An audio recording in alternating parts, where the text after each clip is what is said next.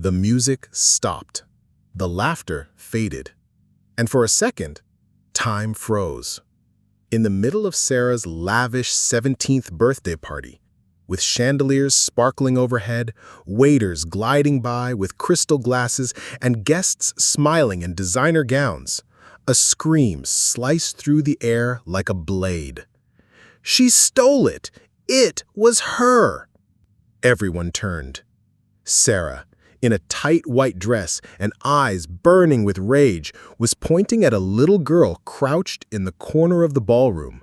It was Victoria, 8 years old, the maid's daughter, black, frightened. The accusation was merciless. She had allegedly stolen a $30 million necklace. A necklace that had mysteriously vanished from the Thompson family's vault, the most valuable jewel once owned by Sarah's late mother. Mary, the girl's mother, ran over in tears to defend her. The tension was unbearable. Shocked elites, silent staff, and little Victoria with eyes brimming with tears. That's when the party turned into a courtroom. Humiliated for not being obeyed, Sarah decided to punish Mary in the cruelest way, with an insane challenge. If Mary agreed to fight her, a black belt in karate, and won, her daughter would be declared innocent. But if she lost, she'd be fired, evicted from the gated community, left to fend for herself with her daughter in her arms.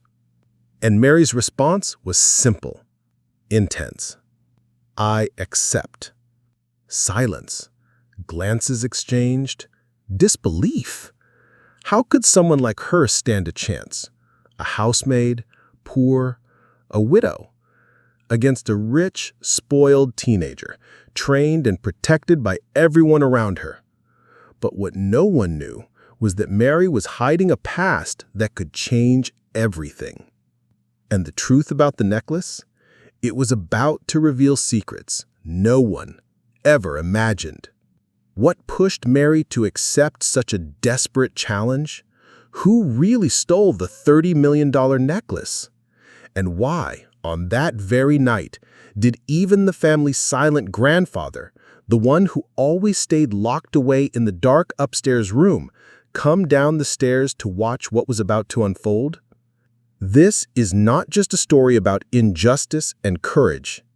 It's a story of buried secrets, hatred dressed as nobility, unexpected redemption, and a mother willing to lose everything except her dignity. Subscribe to the channel and turn on notifications because what you're about to see is one of those real-life stories that feel like a movie, full of twists, raw emotions, and an ending that will make you question what true justice really means. But first, hit that subscribe button so you don't miss any of these powerful, unexpected life stories. Mary wasn't just the housemaid of the Thompsons. For 15 years, she had been much more than that. A caregiver, an advisor, a loyal friend. Especially to Linda, the matriarch of the family, a kind, generous woman who, unlike her husband and daughter, saw people beyond appearances and status. When Mary found out she was pregnant, single and scared, it was Linda who held her hand in the hospital. It was Linda who bought baby clothes for Victoria, and it was Linda who made a promise that as long as she lived, Mary and her daughter would be treated with respect. But Linda fell ill suddenly, and in her final days, she made a request Mary would never forget. Take care of my daughter, Mary. She's losing herself, getting involved with dangerous people. Promise me you'll try to bring her back. Sarah, then only 15, already carried in her eyes the poison of resentment. She had never accepted her mother's affection for Mary. She always felt something was wrong with that closeness. And the jealousy only grew stronger after Linda passed. From that point on, Sarah treated Mary and Victoria with coldness. She humiliated them with sharp subtleties. She ignored them with the arrogance of someone born into everything. To Sarah, Mary was a constant reminder of something she could never understand: genuine love. Also living in the house was the grandfather, Mr. John, a bitter man locked in his own silence since losing his wife. There was also Sarah's brother, Steve, a shy young man who had spent years studying abroad, and her father, always away on business, preferred to keep his distance from the household drama. Sarah began living however she pleased. No limits, no direction. And with a dark secret, she had gotten involved with a high-end drug dealer, someone who made her feel alive, but who was in truth manipulating her for his own gain. Meanwhile, Mary tried to keep her promise. She watched, she advised, she prayed in silence. But nothing seemed to break the armor around Sarah's heart. Until the night of the party. The mansion's garden was flawless. White flowers adorned the arches. Floating candles danced over the pool. It was a dream party, and Sarah was the star of the night. She wanted to show off the diamond necklace she had inherited from her mother. Not just any piece of jewelry, the piece. Valued at over $30 million, passed down for generations. Linda had only worn it during truly special moments, and Sarah wanted to shine with it. But when she opened the vault, nothing. The necklace was gone. Panic overtook her. Rage followed swiftly, and with it, the hunt for someone to blame. She remembered seeing Victoria playing near the room where the vault was. She remembered that her grandfather liked to chat with the girl and might have told her the vault's code. So she assumed, or chose to believe, that the little girl had stolen it. No proof, no questions asked. The accusation was made in front of everyone. And Mary stepped between her daughter and the furious elite. "Victoria would never do this. My daughter is innocent." But Mary's words slammed against a wall of prejudice and disdain. Sarah wanted punishment, a public humiliation, a spectacle. So she proposed something that sounded like a twisted joke. "If you think you're right, prove it. Fight me. If you win, your daughter walks free. But if you lose, you're fired and out of the community, you and your little thief." Silence. Everyone expected Mary to back down. But she simply took a deep breath, looked into her daughter's eyes, and said yes.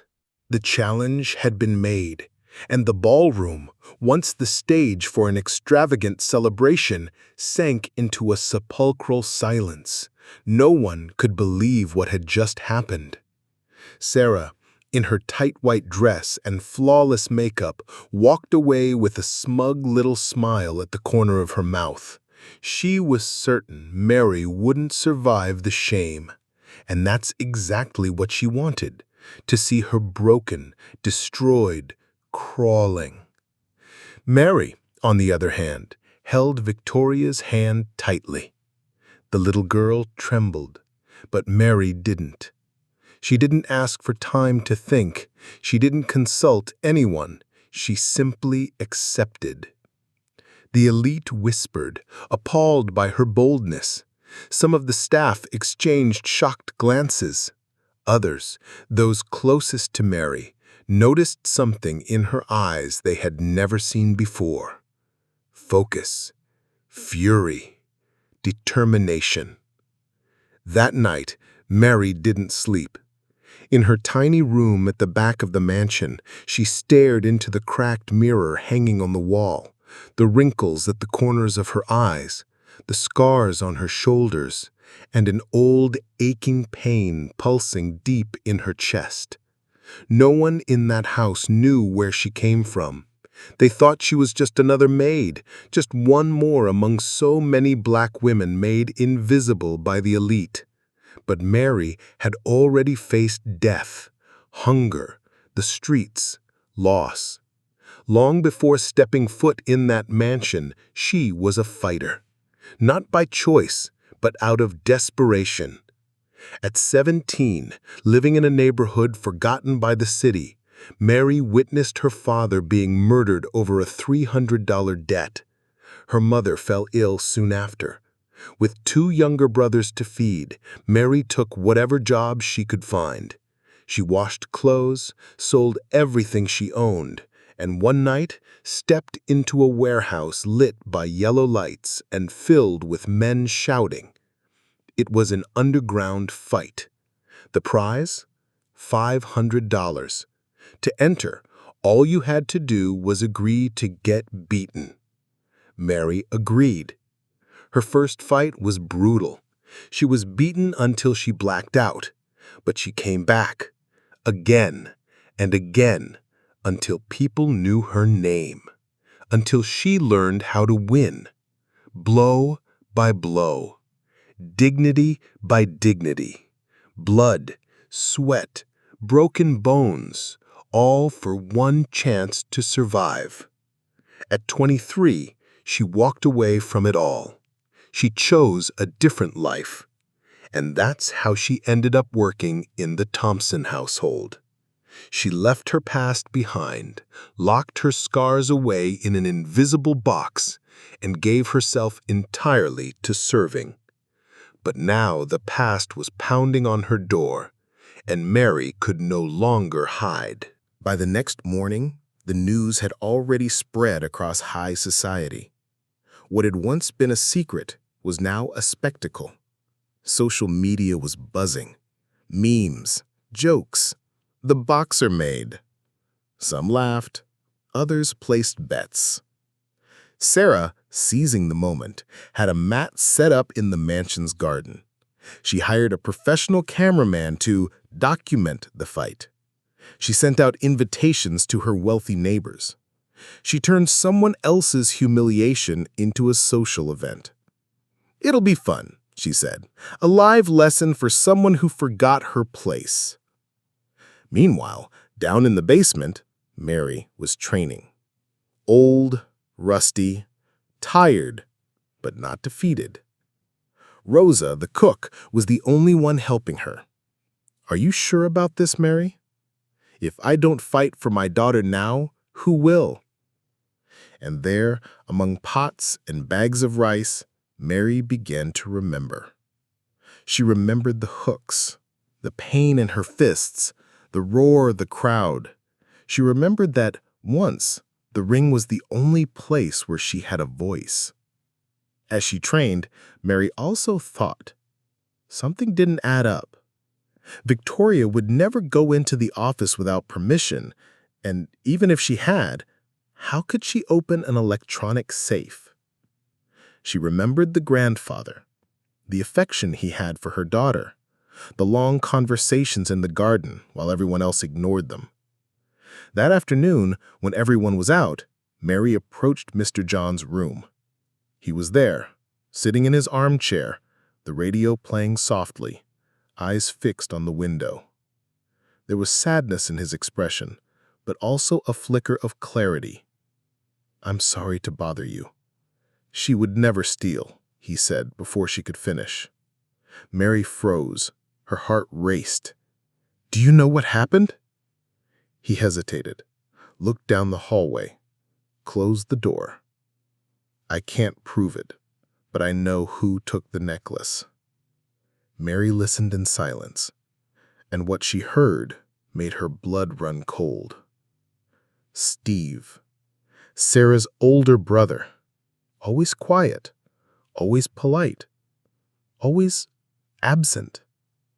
According to the grandfather, he had changed after their mother's death. Steve blamed Sarah for Linda's passing. She knew their mother was sick, but chose to travel with her boyfriend, lying to everyone. When she returned, Linda was already in a coma. She died 2 days later. Since then, Steve hadn't looked at his sister with love. He knew about the drug dealer boyfriend. He knew about Sarah's plan to sell their mother's necklace to pay off the man's debts. And he knew how much that necklace had meant to Linda. So he stole it. He hid it. He knew that provoking this scandal would push Sarah deeper into the chaos and maybe finally drive her away from the criminal. But Victoria's innocence was just collateral damage. Mary listened, sick to her stomach. She held the truth in her hands. But what to do? Expose Steve and cause a war inside the family? Or wait for the right moment? She chose to wait. Deep down, she felt the fight was only the beginning. The sun hadn't even set yet, but the garden was already full. Guests were sipping champagne. Teenagers laughed with their phones in hand, ready to film the spectacle. Sarah wore a pristine white training outfit. Her hair was tied back in a tight bun. Her eyes were cold. Mary appeared wearing old sneakers, a cotton shirt, and black pants. Silent. No audience could intimidate her. Victoria watched from hiding, wrapped in the arms of the cook, Rosa. The grandfather stood at his upstairs window, observing. The improvised referee, the family's personal trainer, gave the signal. The fight began. But Mary didn't strike. She stood still, looked straight into Sarah's eyes. "You're not angry at me, Sarah. You're angry at your mother because she left you alone, because she loved someone you don't understand. You're angry because everything you have still doesn't fill what you feel inside." Sarah hesitated, her body tensed. You try to control everything, even love, and when you can't, you hurt people. But what you never realized is that from the very beginning, I was never your enemy. The words hit like invisible punches. Sarah charged, out of control. But Mary dodged, defended, stepped back. And when she countered, it was with precision, technique, contained anger. The crowd murmured, the elite stunned. Sarah kept trying and failing. Mary held her ground and surprised everyone. Until, in one swift move, Mary brought her down. Complete silence. Mary didn't celebrate. She knelt down, took the DJ's makeshift microphone, looked at Sarah's father, who had just arrived, and spoke. Before anyone thinks this was revenge, it wasn't. This was protection, for my daughter and for yours too. All eyes were on her. The necklace wasn't stolen by Victoria, nor by me. It was taken by someone who wanted to protect a memory and prevent a tragedy. She then looked at Steve, standing at the back. "Do you have something to say?" Steve, in silence, walked to the center and confirmed everything. "I never wanted it to come to this, but I thought it was the only way to open her eyes." Sarah was crying, lying on the ground, for the first time without a mask. Victoria ran into her mother's arms. Sarah's father, speechless, turned and walked away. And the grandfather, watching from above, applauded, tears streaming down his face. Silence.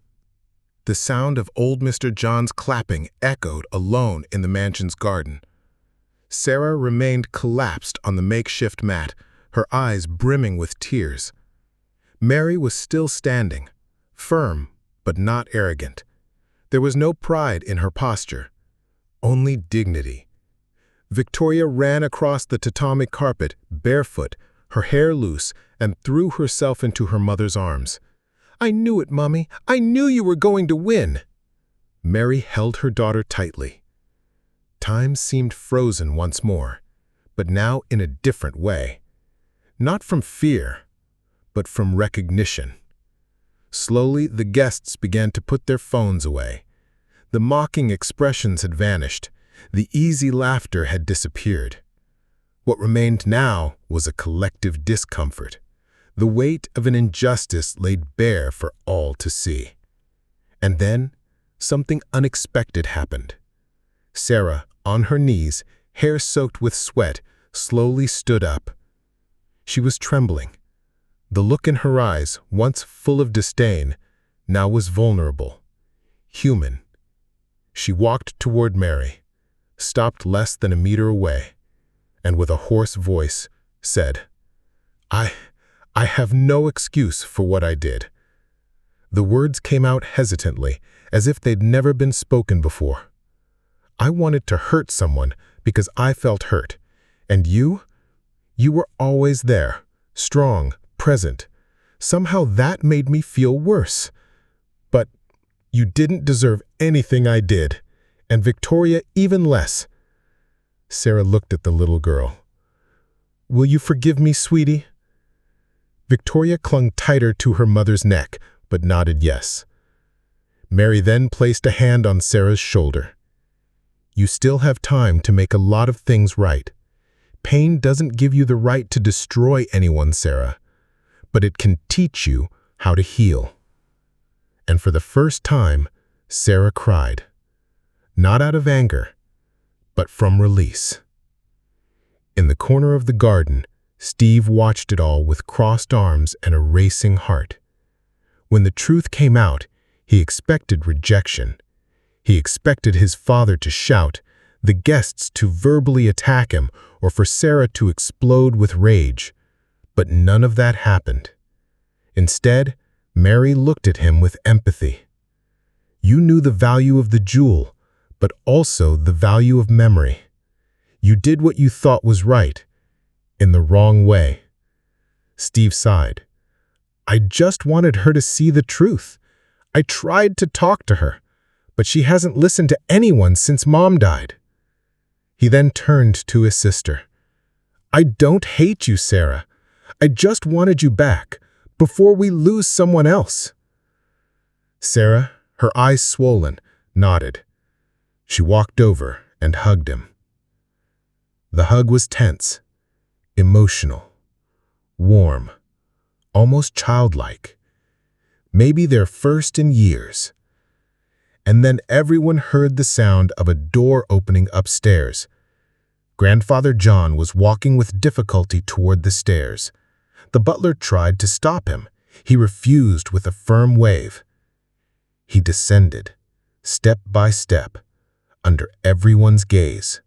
And when he reached the garden, he stopped in front of Mary. You are the bravest woman to ever enter this house, and that includes my late wife. Mary lowered her eyes in respect. If it weren't for you, this family would have completely fallen apart. You cared for my grandchildren when no one else would even see them. You protected my granddaughter, even while being mistreated by hers. He took a deep breath. And because of that, I want to make you an offer. Everyone listened closely. In the coming months, we will create a philanthropic division within our business empire, focused on education, self-knowledge, and human rights. It will be managed by you, Mary. Everyone was stunned. Sarah's eyes widened. Steve smiled discreetly. And Mary froze. Mr. John, I'm not educated. I'm not a manager. You're a leader, and that's not something you learn in college. He turned to the guests. This woman saved my granddaughter from being lost, and she saved my family from collapse. She will no longer be called the maid. She will be called director, mentor, inspiration. The garden, once a stage for mockery, now gave her a standing ovation. Some clapped with shame on their faces, others with tears in their eyes. The emotional wave spread far beyond the party. Hours later, when the video of the fight and the jewels revelation went viral on the elite's social media, Sarah's boyfriend, that luxury drug dealer, realized he had nothing left to gain from her. Without the jewel, without control, without silence, he vanished, left the country mysteriously, and was never heard from again. Now free from that toxic influence, Sarah found herself, for the first time, at peace. In the days that followed, Sarah began attending the meetings Mary organized with the other staff members. She would sit in the back, observe. She didn't voice her opinion, but she was learning. She changed her tone with the cook. She started having lunch at the same table as the staff on some occasions. She formally apologized to everyone she had offended. And even without fully understanding how to make things right, she tried. Mary knew that wouldn't change the past, but she also knew that every great change begins with a humble step. Mary began to be called Miss Mary by the families in the neighborhood. The philanthropic wing she led started to grow rapidly. She created scholarships for young Black girls, self-defense courses, psychological support programs for single mothers. Her name started to be mentioned in lectures. She was invited to social events, respected by those who once ignored her. But what made her proud the most was seeing Victoria, now smiling, confident, and increasingly curious about the world. In a video recorded for the inauguration of the project's new headquarters, Mary appears standing, wearing simple clothes. Behind her, a wall filled with photos of smiling children. She looks into the camera and says, "For a long time, they said I was just a maid. But no one is just what they have or don't have.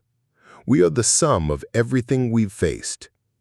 And if I can stand here today, it's because I never stopped fighting for myself and not for the ones I love."